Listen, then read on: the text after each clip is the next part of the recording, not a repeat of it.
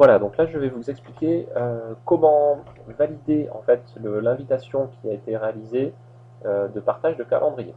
Donc dans mon exemple, j'ai commencé par partager le calendrier donc, de réadaptation à Dorothée Dutour. Donc il est important pour accepter cette invitation de travailler cette fois-ci sur le compte de la personne qui reçoit le partage, donc à savoir ici Dorothée Dutour.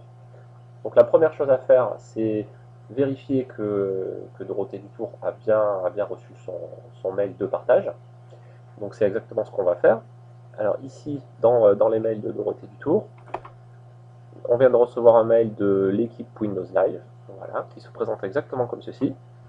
Adaptation secrétaire, hein, c'est le nom du compte Windows Live que j'ai créé. Souhaite partager avec vous le calendrier Hotmail, calendrier de réadaptation. Donc je suis sur l'ordinateur de Dorothée. Et ici, j'accepte donc cette invitation en cliquant sur le bouton accepter. Voilà. Et là, il va me rediriger a priori voilà, vers mon compte Windows Live. Voilà. Donc directement dans mon calendrier. Je vais juste ici pour vous montrer. Voilà. Et donc, en ayant accepté cette invitation, maintenant dans le calendrier de Dorothée, apparaît ici même le calendrier de réadaptation.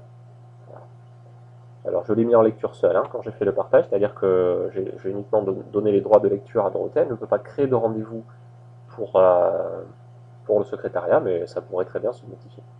Voilà, donc là ce qui est important de retenir, c'est que une fois que l'invitation d'un compte vers un autre a été faite, il faut que donc, le compte récepteur accepte l'invitation qu'il a reçue dans ses mails, et pour éviter les problèmes techniques, cette acceptation d'invitation doit se faire sur l'ordinateur du récepteur.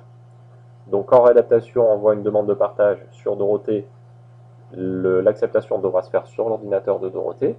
Et inversement, quand Dorothée partage son calendrier vers le secrétariat réadaptation, l'acceptation devra se faire sur l'ordinateur de réadaptation. Voici, c'est la fin donc de ce tutoriel.